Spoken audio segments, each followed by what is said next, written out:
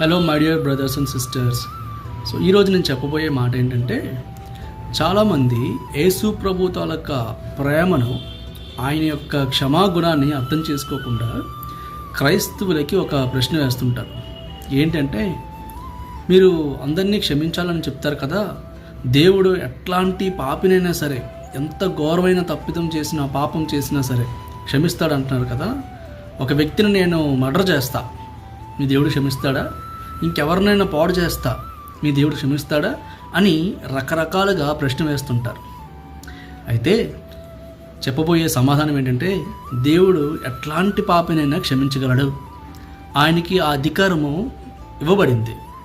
కాకపోతే ఎవరిని క్షమిస్తాడంట?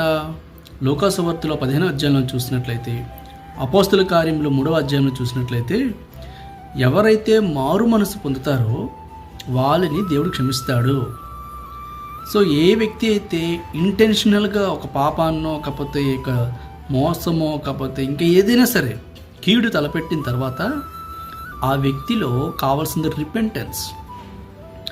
Unless you repent from your sins, there is no forgiveness. ఆ forgiveness నువ్వు మారు మనస్సు పొందితే ఇంకొకసారి దాన్ని చెయ్యడానికి నీ మనసు ఊరుకోదు, నీ మనసు ఒప్పుకోదు.